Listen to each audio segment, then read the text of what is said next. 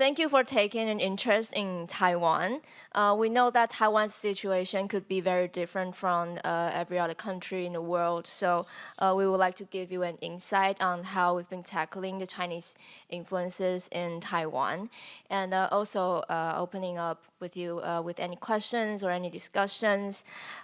Okay, so my name is Angela Oh, and I'm from Economic Democracy Union from Taiwan, and I'm the researcher at Economic Democracy Union and also head of our international activism department. Okay, good morning, everyone. This is Syu Guan-Ze, and I also from Taiwan. I'm also a researcher at Economic Democracy Union. And Economic Democracy Union is a non-governmental organization in Taiwan, founding in September 2014. In March, a social movement of Taiwanese society opposing the placing cross-strait service trade agreement was ignited, and it was called the Sunflower Movement. And millions of people, Taiwanese, came to the street with the fear and came to the Congress with the fear of China taking over Taiwanese society and politics. The economic democracy in our organization title is to emphasize on the freedom we must all share before this issue of economies comes along. And China is a country that practices autocracy, so we have to culture while interacting with them. That is why focusing on how China's influence threatens Taiwan has become a long-term mission in our organization goals. Okay, and we are very honored to have this opportunity to come here and to offer an insight to Taiwan's unique situation and to share our experience on wrestling with China's influence. And there are three main points today. And Angela and me will talk about some cases we deal with throughout today's presentation. Okay, then first is economic coercion. What makes Chinese capital harmful? It is very commonly asked question. Okay, let me talk to you. In the past 30 years, bans to limit investment between Taiwan and China were gradually lifted, and business relationship has also become closer and tighter due to the geography of both countries. And this particular strait is utilized by the Chinese capital, by the Chinese government for their political goals, such as demanding Taiwanese doing business in China to admit Taiwan is being a part of China, like this, like the red man, the red people. Okay, then, for example, in 2005, the founder of Chimay Group, okay, Chimay Group, it was one of the biggest and famous companies in Taiwan, and who has always supported Taiwanese independence, was forced to publicly endorse the anti-cession law in order to free his factory in China from being harassed by the Chinese government. As for the media sector, certain Taiwanese media's political content has been siding with the Chinese government, such as China Time, CTI News, or CTV. They oppose local Taiwanese political parties and criticize action of deepening democracy. And they were all controlled, all supported by the 11 Group. Okay, 11 Group is there.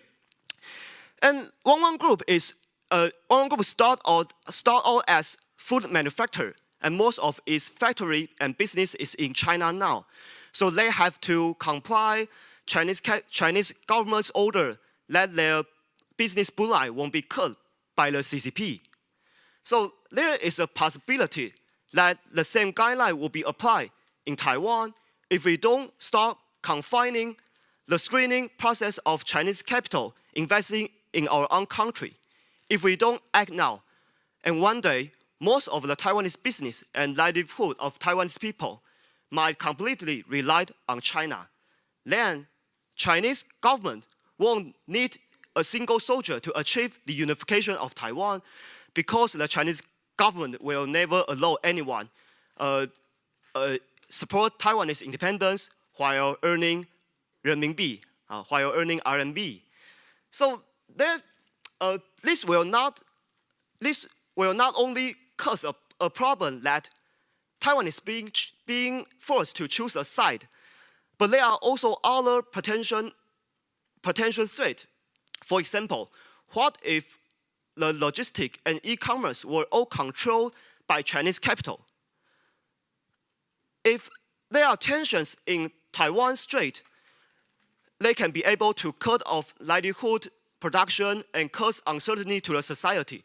They can even say, we don't provide a service of those who supported Taiwanese independence, and forced everyone into surrendering. So legally, Taiwan's regulations over Chinese capitals is stricter than other foreign capitals. However, Chinese capital often use business person from Hong Kong as a proxy, and they even taking illegal routes invest in Taiwan, so they can gradually their influence in Taiwan. So with this in mind, our goal is to protect Taiwan and safeguard our democracy and sovereignty, and with the systemic approach. So what is systemic approach? Angela will show you. Okay, so I will now be sharing some of the advocacy that we've been doing. First of all, so we know that Taiwan is a democratic country, so it is actually not realistic for we just ban China from doing business in Taiwan entirely. However, to better look after our national security, we must screen Chinese capitals with the highest standard and ask China to comply with our rule while doing business in Taiwan. So it might be inevitable for Taiwanese to comply with China's rules while they are doing business in China, but we shall never allow them to extend their power and threats onto business persons into Taiwan. So here's what we advocate to prevent that from happening. First of all, our policies, we feel like we need to adapt with the situation in Hong Kong and presume Hong Kong capitals as Chinese capital. So as we all know, Hong Kong's political situation has worsened during the past years. And this has effectively blurring the line between Chinese and Hong Kong capitals. And that is why Taiwan should be reviewing our policies and adapt to the situations. So capitals who claimed to be from Hong Kong should provide documents to documents of proofs, including who their ultimate beneficial ownerships are, and that no Chinese persons or another Chinese company has a control or major influence over their decision. And for those who couldn't prove to meet this criteria, they will be presumed as Chinese capital. And our second advocacy is to set major influence as one of the screening criteria. So in Taiwan's current policy, a Chinese person or a Chinese company will have to own 30% or over the share of a company to have it legally recognized as a Chinese investment. However, for a lot of companies, not even their biggest shareholder or the entire board combined owns more than 10% of shares. So how do you expect the percentage of the shareholdings to tell you the entire background story? And so we feel like the legal recognition of Chinese capital should not be basing on numbers, because in business, you could easily play with the numbers and have the numbers show however you want. So the standard should be set at whether there are Chinese persons or another Chinese company having major influence over the company that we're screening. And major influences like close business relationship and critical managing roles exchange. And so right here we take C Group, for example. C Group it's obviously for the Chinese company Tencent to have major influence over it, because Tencent CEO was a board member of C Group, and it was for a long period of time. And lastly, we call for attention on the potential for enemies of Taiwan taking over companies through foreign portfolio investments, which is in short FPI. So originally, FPI is only meant for stock profit investment. And so the regulation on it in Taiwan is looser than foreign direct investments. And it will not have to go through the screening process by our investment commission. But right now, policies on FPI have become one of the loopholes for China to infiltrate Taiwanese companies. For example, Hong Kong's Kerry Group, which you can see on the left, Hong Kong's Kerry Group, who has a very close relationship with the CCP, has bought Taiwan's TJ Logistic Group through the years through FPI, and allowing them to get their hands into Taiwan's logistics system without being screened by the Taiwanese Investment Commission. So this is why we are calling for attention to the policy we have for FPI. And we also need to pay attention on another aspect, which is such as not using electric boards or security cameras made by Chinese companies, because these equipments could easily become the media for Chinese propaganda or tool to collect personal private information, which is very valuable, especially Taiwanese personal information for the Chinese government. So we have been advocating for the above-mentioned issues and solutions for a few years now. However, the public sector are often more reserved, so there's still a long way for us to go. And now Guan-Ze will be showing you some examples for our efforts. Okay, and thank you, Angela. I want to stand. Okay. Okay. And we are a non-governmental organization, but sometimes we also do research as a think tank. And after analyze loopholes and possible goals, we announce our suggestions through a press conference and public speaking. And sometimes we also with some peaceful protests. And we also announce our policy amendment to the government. Okay.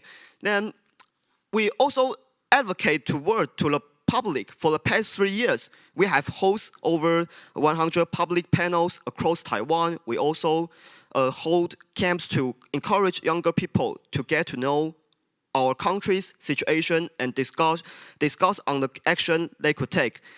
And other common questions that others would like to ask us is our methodology on investigating Chinese capital. One way is through following the tips from public.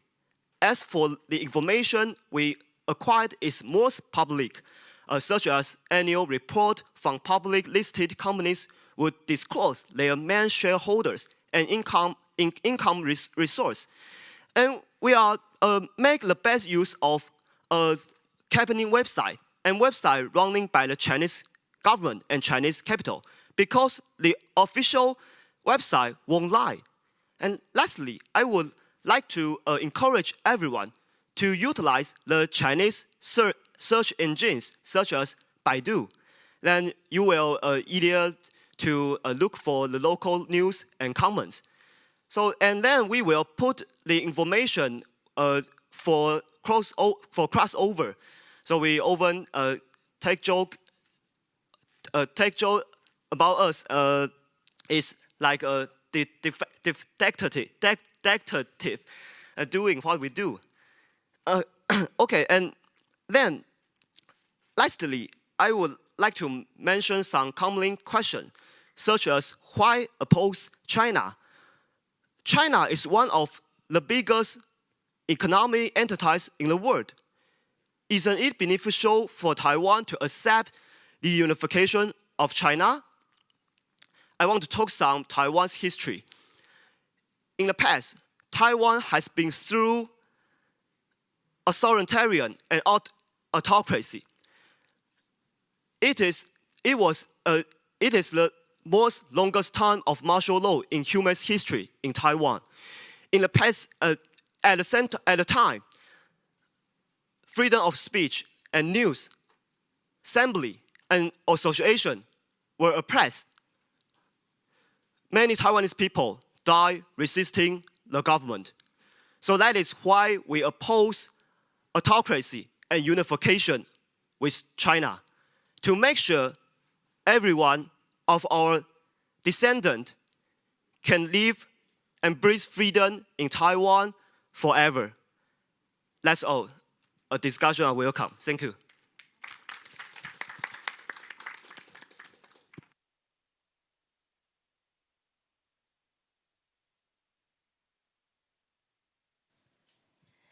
So are there any questions on the floor? Or any thoughts? Yes, Tara?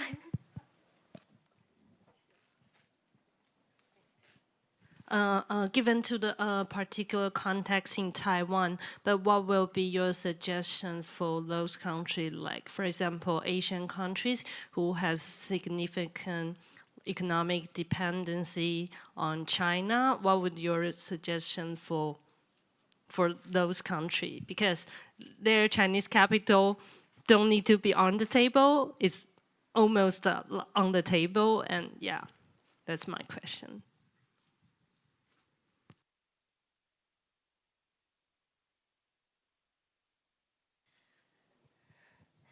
So our suggestion would be that the civil society will have to be strong for to resist the Chinese influence, or for the government to even getting further involved with the Chinese government, because since 2014 we have seen the power of the civil society in Taiwan. Had it not been Taiwan's civil society to interfere with the government's communication with the Chinese government, we feel like the Taiwan situation will be so very different from right now. So we feel like the power, we should never underestimate the power of the civil society.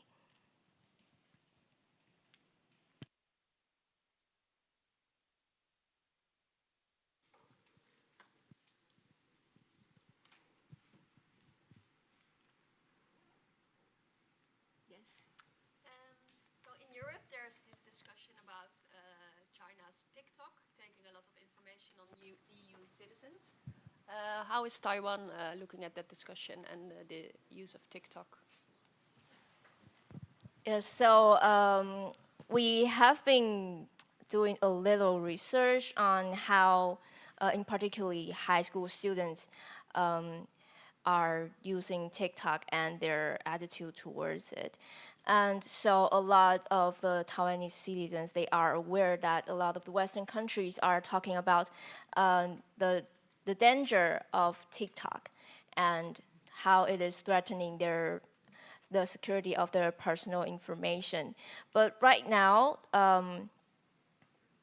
they're not really bothered by it. You know, I think it is mostly like the rest of the world. And we know that countries like India has the guts to just ban TikTok from the country. But right now, I think the government is still weighing on how they can interfere with the situation with TikTok. And especially in Taiwan, it's not just TikTok that Taiwanese people are using. A lot of other Chinese applications. Yeah, so it is actually, yes, it is a big problem in Taiwan. What are other social media? Okay, like there's a Chinese version Instagram that is called Xiaohongshu, Little Red Book, and a lot. So in Taiwan, most of the population that are using TikTok, using Little Red Book, they are mainly younger people, children that are still studying in middle school. So we know that there has been cases such as the South Korea and TikTok and the U.S. finding TikTok for gathering underage child's information, but that hasn't happened. Such finding situation hasn't happened in Taiwan, and also Weibo, WeChat. A lot of people use them to either connect with their friends or just read informations from the platform alone. Yeah. Thank you. Online, Mr. Tyler Russell is asking, have you noted any influence on cultural institutions like sectors, art galleries, museums, festivals, film production companies? What form does that take? Can you rephrase the question? Thank you. Tyler Russell is asking, have you noted any influence on cultural institutions slash sectors? And what form that influence takes?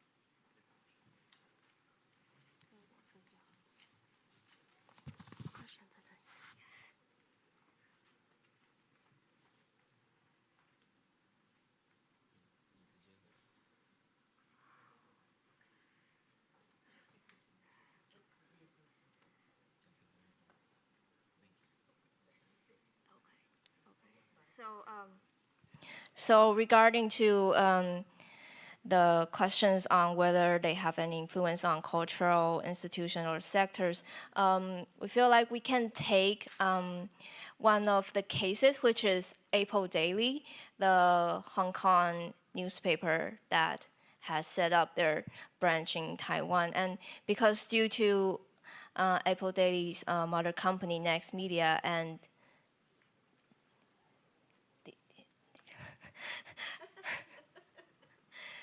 yes, has been persecuted by law in Hong Kong. So the future of Apple Daily in Taiwan has been a very huge concern for the Taiwanese public, because over the past 20 years, they have interacted with so many people, they have required so many people's information with their database. But right now, if Apple Daily is to close, we are worried that who will get the database of the information of the Taiwanese people. And so we're still struggling with this with the government right now. And that is one of the cases that we've seen in the cultural sector. Can we do one more? Okay, our time is up. So do we have our contact information? So if you have any other further questions, you can welcome to connect with us right here or online, email us or DM us on our Facebook page. So, and even though our official website is only in Mandarin right now, but we're working on it, so you can maybe Google Translate it. Yes, thank you everyone for attending our session today. Thank you.